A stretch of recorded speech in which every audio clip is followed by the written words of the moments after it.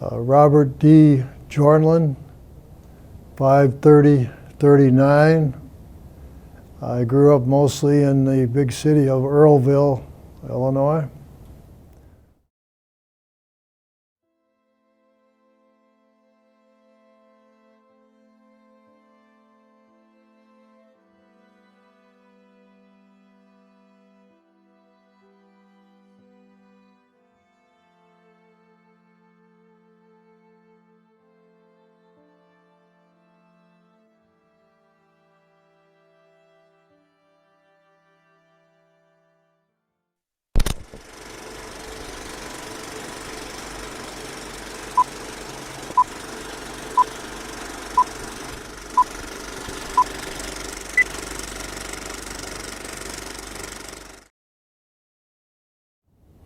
I went in 1961 after college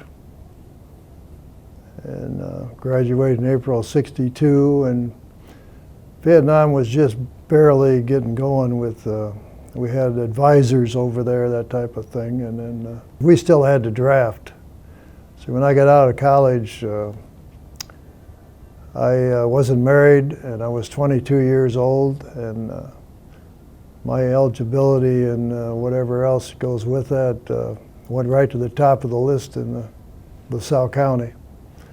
And so I was going to be drafted and put 2 years in the Army, or I could go into the Navy OCS program. Of course, I could have went in the Air Force or Marines, any of those, but I chose to go to the Navy Officers Candidate School, OCS, and instead of going in the Army. I didn't want to go in the Army because I didn't feel that it was going to advance me in any way for 2 years. I tell people that there isn't a second choice, actually. The Navy is the place to go if you're thinking of the service, and I think a lot of people should think about the service. For one thing, you get on a great big hunk of iron. It's now air conditioned. You get 3 square meals a day made for you, and you just go over and get your tray and get it. You have a nice cushiony bed, and if it gets cold, they turn on the heat. You go places in the world that you would never go on your own. It was a new world for me, no doubt about it. I only had trouble with one subject in OCS, and that was a course on protocol and Navy terminology and that type of thing. And I guess I didn't study it as much because I concentrated more on navigation and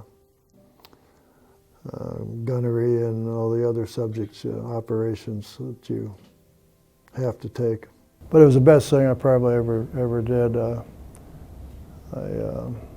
I learned a lot, had a lot of responsibility that would have never had any other time. I was sent to a lot of schools at first, and had firefighting school, atomic, biological, chemical warfare school, all emergency ship handling, firefighting, if I said that.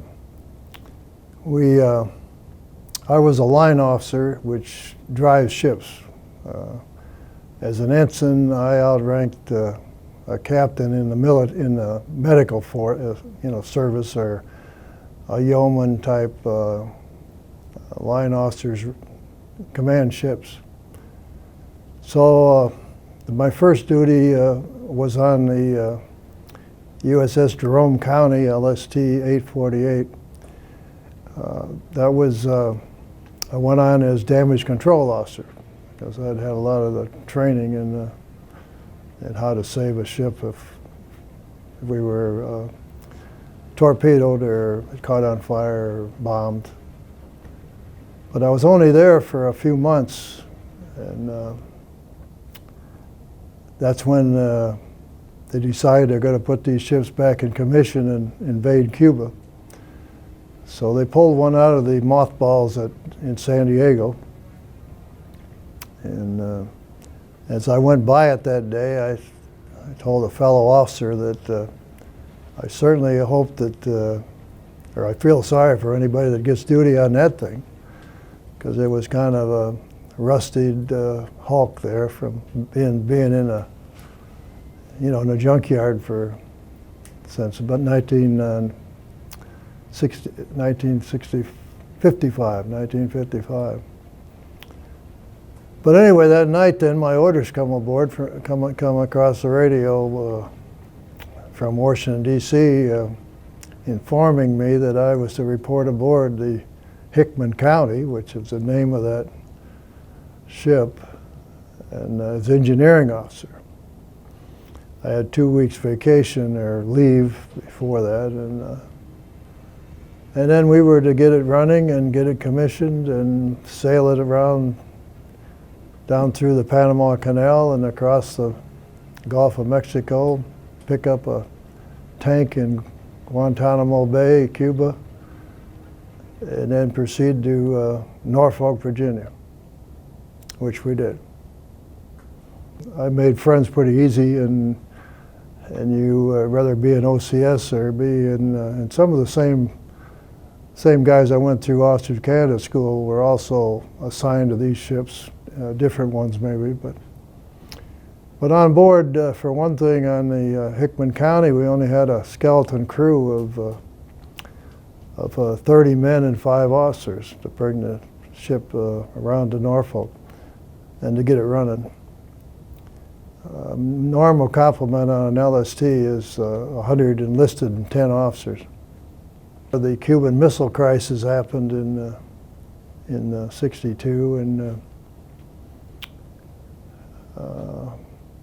so I never went to Vietnam, but I helped put a military ship back into service after the Cuban Missile Crisis because Mr. Castro would not take the missiles out, and we were going to invade him in the island of Cuba and take them out for him. However, when he saw us putting ships back in commission and getting ready to invade him, he decided it'd be best if he took them out, so he did. And I got out of the Navy in '65, and that's when April of '65. As far I went into the reserves after that, but that was when the Vietnam was really kind of cranking up at that time. I was engaged to get married, which had little influence on that. Also, I made $5,000 my last year in active duty in a year. And that was a senior JG with 3 years in the service. I was offered a job in agricultural sales at $7,000. So that was another reason not to stay in the Navy.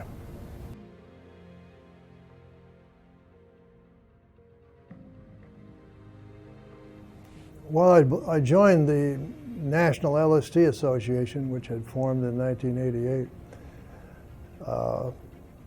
And they had over 10,000 members. You have to remember, there's 1,051 of these ships, and each one of them had 110 to 120 crew members on it. And then as time went on, of course, there's more, some left and some came aboard. So you have quite a number that served on LSTs. I think everybody that's been on a ship tends to go to reunions now, and after they get out of the service. And then in this case, I had a group of guys that wanted to bring back an LST. We didn't have one. We're talking in 1990, and I got out as active duty in 1969. So these guys wanted a landing ship tank back. That's an LST. LST also stands for Large Slow Target. There wasn't any anywhere. We thought for sure there would be one in the mothballs someplace in the Navy, but there wasn't. So we started looking for one and eventually found this one in Greece. And Greece said we could have it. That's kind of when I got back in the Navy.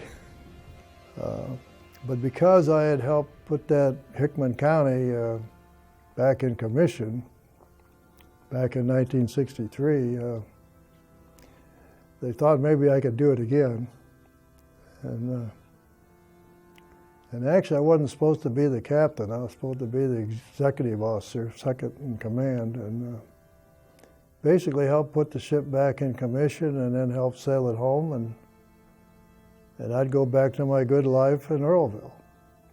Well, we had problems with the first captain, who I knew fairly well, but I don't know what his total problems were, but he had problems anyway. We sort of had a mutiny, and the crew threw him off the ship, and that put me up as captain. And the ship was in terrible shape. We had to work with the Greek government, and we were in a Greek Navy base. Fortunately, a lot of the Greek officers speak English. So we could communicate with them, and we got them helping us. And we had problems with our State Department. They were worried about our health and our safety. They didn't think we should sail this whole ship back. But one of my crew members wrote to Madam Albright, who was the Secretary of State at that time, and said, you know, when I was in World War II and I was 17, 18 years old, and I was in the South Pacific getting shot at, making landings on hostile beaches, nobody worried about my health. Now I'm 74 years old, and I want to bring back an LSD from Greece, and all of a sudden you're worried about my health, you know. Well, forget it.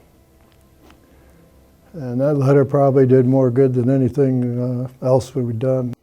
Well, he said, we've never done this before, so he says, we'll have to work on trying to get the paperwork, what your State Department wants and so forth. And so that's where the papers stalled. They stalled us for almost a month, and I was losing crew. Some of the guys thought that it would never happen. We were never going to get permission to sail. And, so I had nothing to lose. That's when we came up with the idea to leave without permission. And fortunately, that idea was not all bad, because it stirred up the Greeks more than it did anybody else. It stirred up our State Department too.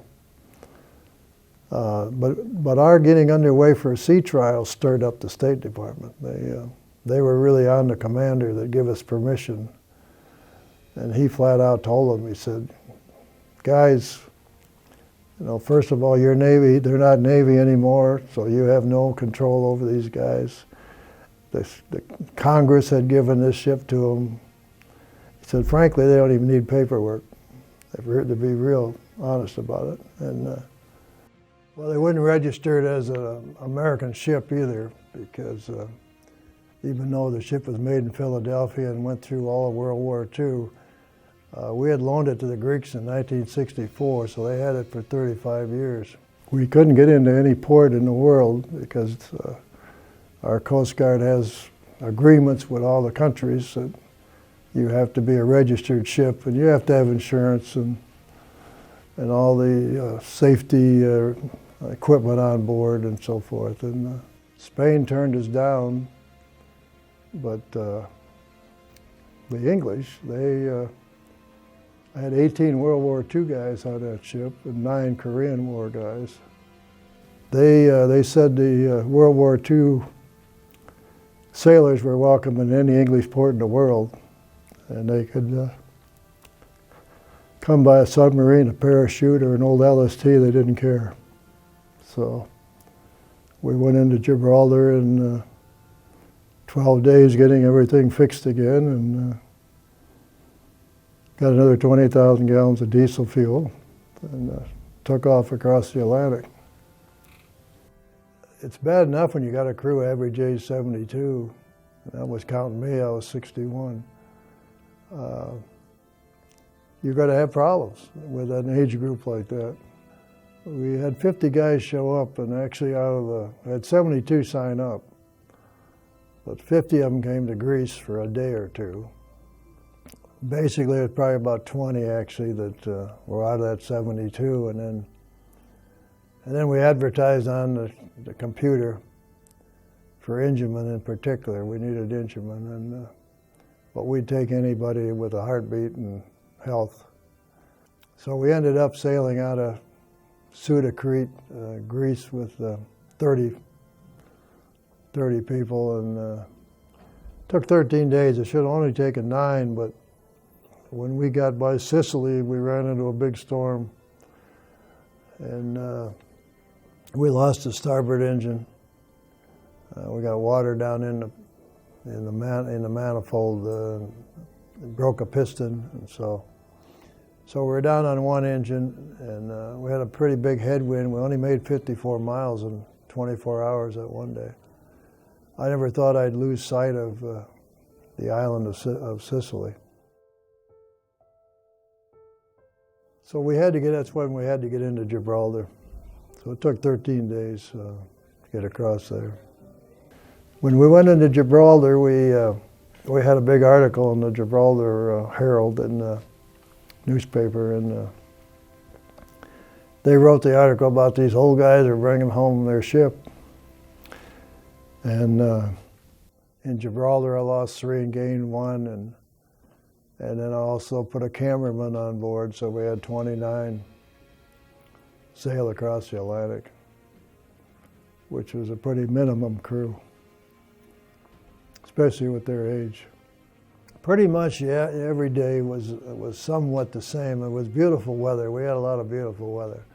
We did have 3 storms. The worst one was at Sicily, I think. But you had watches. You had either the 8 to 12 watch in the morning, or you had the 12 to 4, or the 4 to 8, 8 to 12 at night, a mid-watch, midnight to 4 in the morning. And so you kind of planned your day around being on watch for 4 hours. But if something needed fixed, or problems arose, you had to also take care of that when you were off watch, pretty much. And you had to eat meals, and you had to sleep. So, well, it was one of the greater days in my life. I think everybody on the crew was quite elated about it. For one thing, we had a lot of people tell us we couldn't do it, and that was constant. We were getting reports. When we went into Gibraltar, we had newspaper and we had the Navy Times. We had a lot of publicity, and our wives were telling us some of the things that were going on. But the fact that everybody more or less said, we never do it, and we're going to sink, and the government's going to have to spend a lot of money to come and rescue us, and if they could find us, and this went on and on basically. But so when I was in Gibraltar, I had to call a young gal in Mobile and tell her. She wanted to know what time I was going to be, what day I'd be in Mobile, because she was in charge of a welcoming committee. It wasn't going to be any big deal, just a small group, probably get our families there, And I told her I didn't know what day, and I said I wasn't sure about the week, and the month was in jeopardy. I said, we're in a 1942 ship. The Greeks had it and didn't take care of it too well, and she said, Captain, you understand that I'm in charge of this welcoming committee, and how can you be in charge of a welcoming committee if you don't have a day to set the welcome? So I said, you got a good argument there, but I said, I hope you're thinking about my side. Anyway, I and the executive officer figured out that we'll run from Gibraltar to Mobile, Alabama, and we could do it in 26 days. That is, if the old girl held together and everything run, and We didn't run into too big of storms and so forth. And knowing what I knew from being on LSTs in the Navy, and my executive officer was on an LST in the Korean War, we all decided that that wasn't probably going to happen. So I added 3 days, made it 29 days. And leaving on the 12th of December out of Gibraltar, that would put us into Mobile on the 10th of January. 2001. She said, that's really great. She says, but what time will you be here on Wednesday? So I said, well, that's a ridiculous question. But anyway, I said, how about 10:30 in the morning?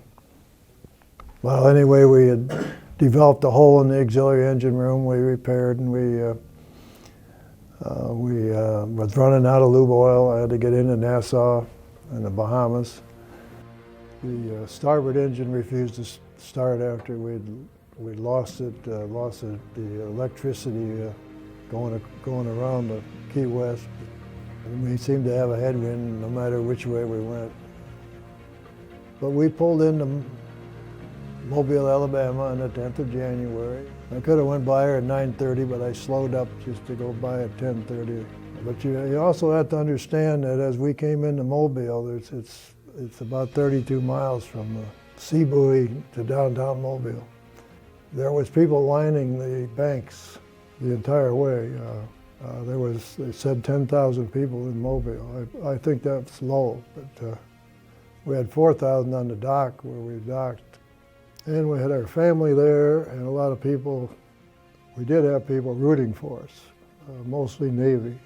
There's a lot of good memories and there's a lot of bad memories, but arriving in Mobile to that crowd and knowing we had accomplished something that 60% of the people in the United States said we couldn't do it. Getting there on time was a personal highlight.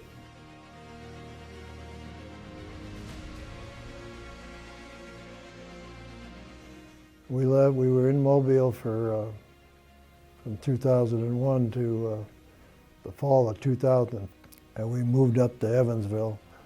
Evansville, Indiana was one of the shipyards. These ships were made, 70% were made in the Midwest. Seneca, Illinois, on the Illinois River, made 157 of them, and Evansville, Indiana made 167. So they spent pretty near $3 million to give us a dock there on the Ohio River. And it's a fabulous dock, and it has gone up and down. We're on two big pilings that are probably 20 feet, not 20, 15 feet in diameter. And they go up about 35 feet. A barge is strapped around these pilings so that it slides on the pilings. And we are tied to the barge.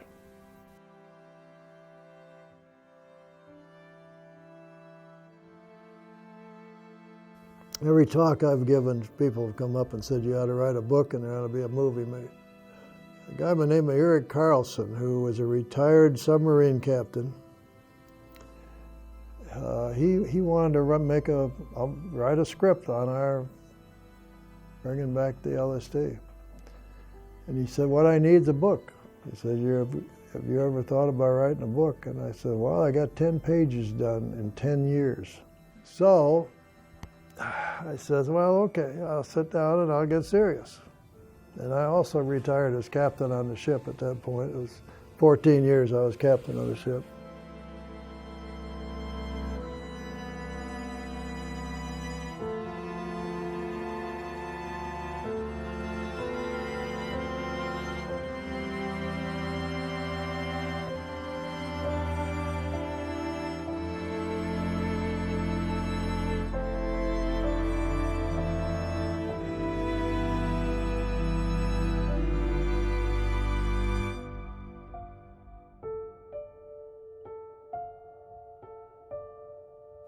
Hi, Mr. Jornlin. I've been working on your dock, and I just want to say thank you for not only serving the first time, but continuing your service and going to Greece to find an LST Thank you for sharing your story. It was really cool to listen to it. I never heard a story like that. I think that's what's really cool though, is you usually don't hear stories that are too similar. So I want to say thank you for dedicating your whole life towards the service, not just a section of it. And thank you for making my experience in this class as great as it was.